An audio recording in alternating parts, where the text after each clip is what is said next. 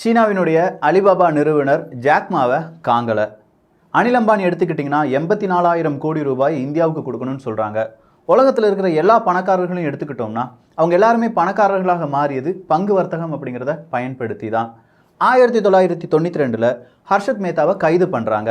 கிட்டத்தட்ட நம்முடைய பங்கு வர்த்தகத்தினுடைய அந்த குறியீடு 2000 பாயிண்ட்ஸ் டவுன் ஆகுது. எத்தனை கோடி ரூபாய் நமக்கு இழப்பு தெரியுமா? சுமார் 1 லட்சம் கோடி ரூபாய். ஆனால் இந்த 1 லட்சம் கோடி ரூபாய் பணக்காரர்களுடையதா கிடையாது. சாதாரணமாக மிடில் கிளாஸில் இருந்தவங்க அவங்களுடைய சேமிப்பு முழுவதும் கரைந்து விட்டது. எத்தனை நபர்கள் ஹர்ஷத் மேத்தாவை கைது செய்த பிறகு தற்கொலை செய்து கொண்டார்கள் தெரியுமா? இவங்க ஏன் தற்கொலை செய்து கொண்டார்கள்? பங்கு வர்த்தகம் அப்படின்னு சொல்லும்போது அவங்களுடைய வாழ்க்கையை எப்படி பாதித்தது? ரிசர்வ் பேங்க் ஆஃப் இந்தியா இதை எதுவுமே கவனிக்கலையா? நம்முடைய அரசாங்கம் என்ன செய்து கொண்டிருந்தது? பல கேள்விகள். அதற்கான விடையாக இந்த ஒரு பதிவு இருக்க போகிறது. அன்பு தமிழஞ்சங்களுக்கு தமிழ் பொக்கிஷத்தின் வணக்கங்கள்.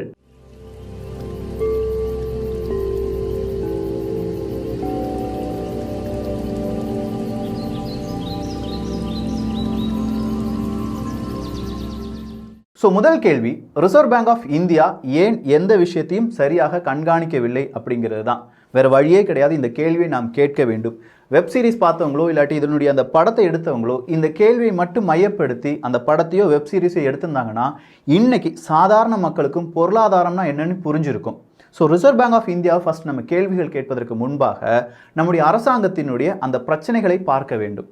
1989 1991 இந்தியாவினுடைய பொருளாதாரம் தரை தட்டி நிற்கிறது. வேறு வழியே கிடையாது. நீங்கள் என்ன செய்யணும்? இந்த பங்கு வர்த்தகத்தையும் அந்நிய முதலீடையும் இந்தியாவில் அனுமதிக்க வேண்டும் அப்படின்னு சொல்கிறாங்க. அனுமதித்து விட்டார்கள். ஆனால் அனுமதித்த கையோடி ரிசர்வ் பேங்க் ஆஃப் இந்தியாவும் சில கட்டளைகளை விதிக்கிறது. ரிசர்வ் பேங்க் ஆஃப் இந்தியா அதுக்கு கீழே நிறைய வங்கிகள் அவங்க கிட்ட தான் நேரடியாக இந்திய பிரஜைகள் போய் கடனும் வாங்கவோ இல்லாட்டி நம்முடைய பணத்தை டெபாசிட் பண்ணவோ முடியும். ரிசர்வ் பேங்கிடம் நேரடியாக ஒரு இந்திய நாட்டின் பிரஜை கடன் வாங்கவோ கொடுக்கவோ முடியாது. அதை நல்லா புரிஞ்சுக்கோங்க. நம்ம ஸ்டேட் பேங்க் ஆஃப் இந்தியாட்ட போய் கடன் வாங்குகிறோம். அந்த கடன் தொகையை யார் இவங்களுக்கு கொடுத்துருப்பாங்க? ரிசர்வ் பேங்க் ஆஃப் இந்தியா ஒருவேளை ஸ்டேட் பேங்க் ஆஃப் இந்தியாவுக்கு கொடுத்துருக்கலாம். அப்படி இல்லையா ஸ்டேட் பேங்க் ஆஃப் இந்தியாவினுடைய கருவூலத்தில் அந்த பணம் இருக்கலாம். 2 விதமான வாய்ப்புகள் இருக்குது. அந்த அளவுக்கு ரொம்ப டீப்பாக போக வேண்டாம். ஆனால் 2 டேர்மை ரொம்ப டீப்பாக நாம் தெரிந்து கொள்ள வேண்டும். CRR, SLR. இதை போன பதிவிலையும் பார்த்தோம், இந்த பதிவிலையும் பார்க்க வேண்டும். அதை பார்த்தால்தான் அடுத்ததாக இருக்கக்கூடிய அந்த ஓட்டைகள் என்பதை புரிந்து கொள்ள முடியும். CRR cash reserve ratio, SLR statutory liquidity ratio. CRR அப்படிங்கிறது பணம், கரன்சி நோட்டு மட்டும்தான். எஸ்எல்ஆர் அப்படின்னு சொல்லும்போது அது பணமாக மாற்றக்கூடிய எந்த ஒரு பொருளையும் எஸ்எல்ஆருக்குள்ளே கொண்டு வரலாம். தங்கம், வைரம், அரசாங்கத்தினுடைய செக்யூரிட்டி பாண்ட், கடன் பத்திரம் அப்படின்னு சொல்லுவோம் பாருங்க, அது இது எல்லாமே எஸ்எல்ஆருக்குள்ளே வரும். நீங்கள் நிறைய நேரத்தில் கேள்விப்பட்டிருப்பீங்க, பொது நிறுவனங்களும் இப்போது பங்கு வர்த்தகத்தில் ஈடுபடுகின்றன அப்படிங்கிற சில செய்திகள். பொது நிறுவனம் அப்படின்னு சொல்லும்போது பிஎஸ்என்எல்லாக இருக்கலாம், எல்ஐசியாக இருக்கலாம், எது வேணாலும் எடுக்கலாமே. இந்த பொது நிறுவனங்கள் பங்கு வர்த்தகத்தில் ஈடுபடும் போது அதில் லாபம் வந்தால் பொது நிறுவனங்களுக்கு, நஷ்டம் வந்தால் அதுவும் யாருக்கு தான்? பொது நிறுவனங்களுக்கு தான். இந்த பொது நிறுவனங்கள் அப்படின்னு சொல்லும்போது மக்களுடைய பணம். மக்களுடைய பணத்தை எக்காரணம் கொண்டும் ஏமாற்றக்கூடாது அப்படின்னு சொல்ற ஒரு முனைப்புடன் தான் அரசாங்கம் செயல்பட வேண்டும். ஆனால் பொது நிறுவனங்கள் அரசாங்கத்தால் கட்டாயப்படுத்தப்படும் சில நேரங்களில். எந்த நேரத்தில்னா, உலக அளவில் மிகப்பெரிய ஒரு பொருளாதார மந்த நிலைமை இருக்கிறது, வேற வழியே கிடையாது, மக்களிடம் பணமே இல்லை அப்படின்னு சொல்லும்போது பொது நிறுவனங்களிடம் இருந்து சில அரசாங்கங்கள் கோரிக்கையை வைக்கும். உங்களுடைய பணத்தை ஷேர் மார்க்கெட்ல இன்வெஸ்ட் பண்ணுங்க, லிக்விடிட்டியை இன்க்ரீஸ் பண்ணுங்க அப்படின்னு சொல்லுவாங்க. பணம் அது புழக்கத்தில் இருக்க வேண்டும் அப்படிங்கிறத அரசாங்கம் எப்போதுமே நினைத்து கொண்டே இருக்கும். இப்போ 1991 பெரிய பொருளாதார சுணுக்கம் வந்துருச்சு அப்படிங்கிறத நம்ம பார்த்தோம். பெரிய பொருளாதார சுணுக்கம் வந்துவிட்டால் மக்கள் கையில் பணம் இருக்குமா? இருக்காது. மக்கள் என்ன செய்வாங்க? பண தேவைக்காக வங்கியிடம் செல்வார்கள். கடன் வாங்கவோ இல்லாட்டி ஏதோ விதத்தில் வங்கியிடம் செல்வார்கள். அந்த நேரத்தில் வங்கிகள் நிறைய கடனை இங்கே மக்கள்கிட்ட கொடுத்துட்டாங்கன்னா பெரிய பிரச்சனையே வந்துடும். ஏன்னா நிறைய விதமான பொருளாதார சுணுக்கம் இருப்பதால் பொருட்கள் கிடைப்பதற்கான வாய்ப்புகள் கிடையாது. உற்பத்தி என்பது பாதிப்படைஞ்சிருக்கும். பணம் மக்கள் கையில் அதிக அளவு புழங்காமல் பார்த்து கொள்ள வேண்டும். இது யாருடைய கணக்கு? ரிசர்வ் பேங்க் ஆஃப் இந்தியாவினுடைய கணக்கு. உடனே ரிசர்வ் பேங்க் ஆஃப் இந்தியா என்ன தெரியுமா சொல்லுவாங்க? சிஆர்ஆர் ரேஷியோ 15% அப்படின்னு சொல்லுவாங்க. பேங்குக்கு ரொம்ப ஷாக்கிங்காக இருக்கும். என்னடா 15% அப்படின்னு சொல்லி கேட்பாங்க. இப்போ அதே ஷாக்கிங் உங்களுக்கும் தோணும். என்னடா சிஆர்ஆர் எதுக்கு 15% அப்படின்னு சொன்னோன்னே ஷாக்கிங்காக மாறுறாங்க அப்படிங்கிறது தான். பேங்கிட்ட சிஆர்ஆர் 15% அப்படின்னு சொன்னால், நான் ஸ்டேட் பேங்க் ஆஃப் இந்தியாட்ட 100 ரூபாய் கொடுத்தேன்னா அதில் 15 ரூபாயை State Bank of India Reserve பேங்குக்கு ஒப்படைக்க வேண்டும். ஸோ ரிசர்வ் பேங்கிடம் இப்படி 15 ரூபாய் போகும்போது ரிசர்வ் பேங்கிட்ட இருக்கிற அந்த பணத்தை எடுத்து மத்திய அரசாங்கம் அவங்களுடைய செலவுகளை செய்யலாம். இது ரிசர்வ் பேங்குக்கும் மத்திய அரசாங்கத்துக்கும் இடையே இருக்கக்கூடிய ஒரு விதமான ஒப்பந்தம். அது எந்த வழியில வேணாலும் கடனாகவோ இல்லாட்டி ஏதாவது ஒரு வழியில் மத்திய அரசாங்கத்துக்கு ரிசர்வ் பேங்க் கொடுத்து உதவும். ஸோ இப்போ 15 ரூபாயை நம்ம ரிசர்வ் பேங்க் கிட்ட கொடுத்துட்டோம். மீதம் 85 ரூபாயை தான் ஸ்டேட் பேங்க் ஆஃப் இந்தியாவில் நம்ம என்ன செய்ய முடியும், பாதுகாக்க முடியும். அடுத்ததா ஸ்டாச்சுட்டரி லிக்விடிட்டி ரேஷியோ அப்படிங்கிறத நம்ம பார்த்தோம். இப்போ ஸ்டேட் பேங்க் ஆஃப் இந்தியாட்ட ஒரு 100 கோடி ரூபாய் இருக்கு. பணம் யாருமே கடன் வாங்காமல் இருக்காங்க, இது வேறொரு சிச்சுவேஷன். கடன் வாங்காமல் இருக்காங்கன்னா இந்த பணத்தை மட்டுமே வச்சு பேங்குக்கு ஏதாவது லாபம் கிடைக்குமா? பேங்கினுடைய லாபம் என்ன? பேங்கினுடைய லாபம் என்னன்னா, பேங்க் யாருக்கெல்லாம் கடன் கொடுக்குதோ அது பேங்கினுடைய லாபம். அந்த கடனை திருப்பி வாங்கும்போது வட்டியுடன் சேர்த்து வாங்குவார்கள். அந்த வட்டி தான் பேங்கினுடைய லாபம். அப்படின்னா பேங்கினுடைய கடன் என்ன? பேங்கினுடைய கடன் அப்படின்னு சொல்லும்போது நம்முடைய டெபாசிட். இப்போ நான் 1000 ரூபாய் கொடுத்தாலும் ஸ்டேட் பேங்க் கிட்ட நான் ஒரு 1000 ரூபாய் கொடுக்குறேன்ப்பா, அந்த 1000 ரூபாய் எனக்கு ஸ்டேட் பேங்க் ஆஃப் இந்தியா கடன் பட்டிருக்கிறது. நான் எப்போ வேண்டுமானாலும் என்னுடைய பணத்தை கேட்கலாம். ஸோ பேங்கினுடைய லாபம் எங்கே இருக்கு? இன்ட்ரெஸ்ட், வட்டியில் மட்டும்தான் இருக்கு. அப்போ 100 கோடி ரூபாய் ஸ்டேட் பேங்க் கிட்ட இருக்கு. அது வெறுமனே பணமா அவங்களுடைய கருவூலத்தில் இருந்தால் ஏதாவது லாபம் இருக்கா? இல்லை. ஸோ இந்த 100 கோடி ரூபாய் எடுத்து ரிசர்வ் பேங்க் கிட்ட கொடுப்பாங்க, இல்லாட்டி நம்முடைய அரசாங்கத்திடம் ஏதாவது வகையில் கொடுப்பார்கள். அதற்கு பதிலாக ரிசர்வ் பேங்க் ஆஃப் இந்தியா இவங்களுக்கு என்ன கொடுக்கும்? சில கடன் பத்திரங்களை கொடுக்கும். இந்த கடன் பத்திரங்களை ரிசர்வ் பேங்க் ஆஃப் இந்தியாவுக்கு யார் கொடுத்துருப்பாங்க? நம்முடைய மத்திய அரசாங்கம். எனக்கு இவ்வளோ பணம் தேவைப்படுகிறது, ஒரு ரயில்வே ஸ்டேஷன் நம்ம பில்ட் பண்ண போகிறோம், எனக்கு இவ்வளோ ரூபாய் பணம் வேணும், அதுக்கு பதிலாக இந்த கடன் பத்திரத்தை வைத்துக்கொள் அப்படின்னு சொல்லி மத்திய அரசாங்கம் ரிசர்வ் பேங்க் கிட்ட கடன் பத்திரத்தை கொடுப்பார்கள். அந்த கடன் பத்திரத்தை 100 கோடி ரூபாய் கொடுப்பதால் ரிசர்வ் பேங்க் யாருக்கு கொடுக்குது? ஸ்டேட் பேங்க் ஆஃப் இந்தியாவுக்கு கொடுக்குது. திருப்பி இந்த கடன் பத்திரத்தை நம்ம ரிசர்வ் பேங்குக்கே கொடுக்கும்போது அதுக்கான வட்டியை யார் தருவார்கள்? ரிசர்வ் பேங்க் ஆஃப் இந்தியா இந்த வங்கிக்கு கொடுக்கும். ஸோ 100 கோடி ரூபாய் சும்மா வைப்பதற்கு பதிலாக அந்த பணத்தை ரிசர்வ் பேங்கிட்ட கொடுத்து அதை கடன் பத்திரமாக மாற்றி அதிலிருந்து கிடைக்கக்கூடிய வட்டி இந்த ஸ்டேட் பேங்க் ஆஃப் இந்தியாவினுடைய லாபமாக பார்க்கப்படுகிறது. இப்படி இந்த ஸ்டேட் பேங்க் ஆஃப் இந்தியாவில் ஒரு ஸ்டாச்சுட்டரி லிக்விடிட்டி ரேஷியோ எஸ்எல்ஆர் அப்படிங்கிறத கீப் பண்ணுறதுக்காக மொத்தமாக 38.5% பணம், அப்படி இல்லையா இந்த மாதிரியான பாண்ட், இதை நீங்கள் வச்சிருக்கணும் அப்படின்னு சொல்லி மத்திய அரசாங்கத்தின் சார்பாக இருக்கக்கூடிய ரிசர்வ் பேங்க் ஆஃப் இந்தியா 1989 1992 வரை கூறுகிறது. 100 ரூபாய் நம்ம கொடுத்தோம்னா இப்போ எத்தனை ரூபாய் அங்கே கொடுக்கணும்? 38.5 ரூபாய் ரிசர்வ் பேங்குக்கு ஒரு ரிசர்வாக இருக்கணும். சிஆர்ஆர் பிளஸ் எஸ்எல்ஆர் ஆக இருக்க வேண்டும். இந்த வங்கிகளுக்கு, ஸ்டேட் பேங்க் ஆஃப் இந்தியா அப்படிங்கிற வங்கிகளுக்கு இப்போ பணம் தேவைப்பட்டால் என்ன செய்வார்கள்? ஸோ இந்த இடத்துல தான் அடுத்த பிரச்சனை வருது. ஸோ இவங்க கிட்ட என்ன இருக்கு? கொஞ்சோண்டு பணம், ஆனால் கொஞ்சம் அதிகமாக சில கடன் பத்திரங்கள் இருப்பதற்கான வாய்ப்புகள் இருக்கு.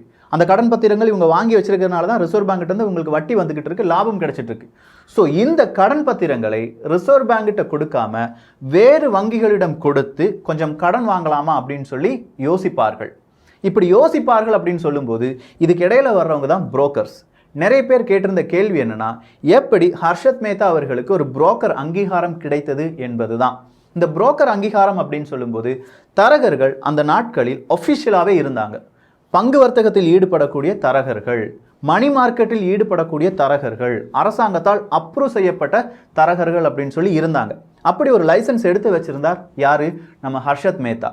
அப்போ ஸ்டேட் பேங்க் ஆஃப் இந்தியா சொல்லுது, எனக்கு இந்த மாதிரியான கடன் பத்திரத்தை வைத்து கொஞ்சம் கடன் வேண்டும், பணம் தேவைப்படுகிறது, எனக்கு நீ பணம் வாங்கி தருவியா அப்படின்னு சொல்லி கேட்குறாங்க. ஸோ அவங்க கிட்ட இருந்து இவங்களுக்கு என்ன கிடைக்குது? ஒரு எஸ்டிஎல் ரிசிப்ட் கிடைக்குது. அதாவது இந்த செக்யூரிட்டி பாண்டை இத்தனை ரூபாய்க்கு நான் அடமானம் வைக்கிறேன், 15 நாட்களுக்குள் திருப்பி விடுகிறேன், இத்தனை ரூபாய் கொடுத்து திருப்பி எடுக்கிறேன் அப்படின்னு சொல்லி ஒரு விதமான ஒப்பந்தம் செய்யப்பட்டு அந்த ஒப்பந்தத்தை யார்கிட்ட கொடுக்குறாங்க? ஹர்ஷத் மேத்தாட்ட கொடுக்குறாங்க. ஹர்ஷத் மேத்தா இந்த ஒப்பந்தத்தை கொண்டு போய் வேறு வங்கிகளிடம் கொடுப்பார், பணம் நிறைய இருக்கிற வங்கிகளிடம். அந்த வங்கி என்ன செய்யும்? பணத்தை கொடுக்கும். இந்த ஒப்பந்தத்தை வாங்கி கொண்டு பணத்தை கொடுக்கும். இது நார்மலாக நடைபெற்று கொண்டிருந்தது. இப்போ உங்ககிட்ட இருக்கிற ஒரே ஒரு டவுட் கிளியர் ஆக வேண்டும். இந்த பணம் எப்படி கிடைச்சிச்சுன்னா அவங்க கிட்ட இருக்கிற செக்யூரிட்டி பாண்ட், கடன் பத்திரத்தை வைத்து கிடைத்தது. இந்த ஸ்டேட் பேங்க் ஆஃப் இந்தியாவுக்கு எவ்வளவு கடன் பத்திரம் கொடுத்திருக்கிறோம் அப்படிங்கிற அந்த லிஸ்ட் யார்கிட்ட தான் இருக்கு? ரிசர்வ் பேங்க் ஆஃப் இந்தியாவிடம் தான் இருக்கிறது. ஏன்னா கடன் பத்திரத்தை அச்சடித்து கொடுப்பது நம்முடைய மத்திய அரசாங்கம், அதை விநியோகம் செய்வது Reserve bank of India. So Reserve bank of இந்தியாவிடம் ஒரு கணக்கு, ஒரு லெட்ஜர் அப்படிங்கிறது இருக்கு, ஒரு கணக்கு புக் அப்படிங்கிறது இருக்கு. அந்த கணக்கு புத்தகத்தை கையாளக்கூடிய ஒரு டிபார்ட்மெண்ட் தனியா இருக்கு. அந்த டிபார்ட்மெண்ட்டினுடைய பெயர் தான் பிடிஓ, பப்ளிக் டெப்ட் ஆஃபீஸ் அப்படின்னு சொல்லுவாங்க. இந்த பிடிஓட்ட ஸ்டேட் பேங்க் ஆஃப் இந்தியா சொல்லுவாங்க, இந்த கடன் பத்திரத்தை வைத்து இந்த வங்கி பி அப்படிங்கிற வங்கியிலிருந்து இத்தனை ரூபாய் நான் கடன் பெற்றுக்கொண்டேன் அப்படின்னு சொல்லும்போது பிடிஓ ஆஃபீஸில் இருக்கிற அந்த கணக்கு புத்தகத்தில் ஸ்டேட் பேங்க் ஆஃப் இந்தியாவின் கணக்கிலிருந்து 2 கடன் பத்திரங்கள் என்பது குறைக்கப்படும், பேங்க் பியிலிருந்து 2 கடன் பத்திரங்கள் அதிகரிக்கப்படும் அப்படிங்கிற ஒரு கணக்கை எழுதி வைப்பாங்க. ஸோ இந்த கணக்கெல்லாமே எழுதி வைக்கணும்னா அந்த காலத்தில் 1992 வங்கிகள் கணினிமயமாக்கப்படவில்லை. எல்லாமே கணக்கு வழக்கு நோட்புக்கில் தான் எழுதணும். இப்படி அந்த பிடிஓ ஆஃபீஸுக்கு போய் நோட்புக்கில் எழுதி கொண்டு வர்றதுக்கான அந்த கால தாமதம் என்பது இருந்தது. அது மட்டும் தானா 38.5% CRR + SLR இருக்க வேண்டும் அப்படின்னு சொல்லி ரிசர்வ் பேங்க் ஆஃப் இந்தியா ஒரு கட்டளையும் இட்டிருக்கிறது. ஸோ கூடுதலான கடன் பத்திரங்களை கொடுத்து கூடுதலான பணத்தை யாரால் வாங்க முடியாது? எந்த ஒரு வங்கியாலும் வாங்க முடியாது. இதை சுலபமாக மாற்றுவதற்கு பிஆர் அப்படிங்கிற ஒரு விஷயத்தை கொண்டு வராங்க. பேங்க் ரிசிப்ட் அப்படிங்கிறது தான். இந்த பேங்க் ரிசிப்ட் அப்படின்னு சொல்கிற அந்த டேர்மில் தான் ஷார்ட் செல்லிங் அப்படிங்கிறது ஒன்று இருக்குது. ஸோ இந்த பேங்க் ரிசிப்டையும் ஷார்ட் செல்லிங்கையும் கரெக்டாக நம்ம புரிந்து கொள்ள வேண்டும். அப்படி புரிந்து கொண்டோம் என்றால் ஹர்ஷத் மேத்தாவினுடைய கணக்கு கச்சிதமாக நமக்கு தெரிந்துவிடும். ஃபர்ஸ்ட் ஷார்ட் செல்லிங் அப்படின்னா என்னன்னு பார்த்துடலாம். ஒரு நண்பன் என்கிட்ட கூப்பிட்டு சொல்கிறான், மச்சான் விஜய் படத்துக்கு மாஸ்டர் படத்துக்கான டிக்கெட் 2 இருக்குது, ஒவ்வொன்றுத்துக்கு 100 ரூபா 200 ரூபாடா அப்படிங்கிறான். நான் அந்த டிக்கெட்டை வாங்கவே இல்லை.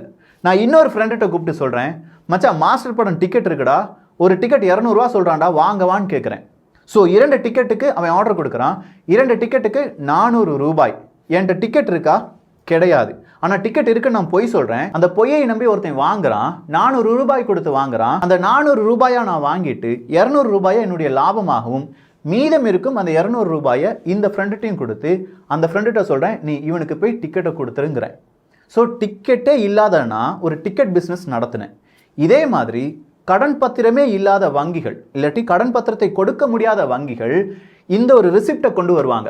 அதாவது எனக்கு ஒரு 100 கோடி ரூபாய் தேவைப்படுகிறது, உனக்கு அதற்கு பதிலாக கடன் பத்திரத்தை தருகிறேன் அப்படின்னு சொல்கிற ஒரு வார்த்தை மட்டும்தான் இருக்கும். எந்த கடன் பத்திரம் எப்போது இது எதுவுமே இருக்காது. ஒரு நம்பிக்கையின் அடிப்படையில் இந்த பேங்க் ரிசிப்ட் அப்படின்னு சொல்லும்போது இந்த பேங்க் ரிசிப்டை ஏதாவது ஒரு வங்கியில் போய் கொடுக்குறோன்னு வச்சுக்கோங்க, எந்த வங்கிக்கு பணம் தேவைப்படுகிறது அப்படிங்கிறத மட்டும்தான் பார்ப்பாங்க.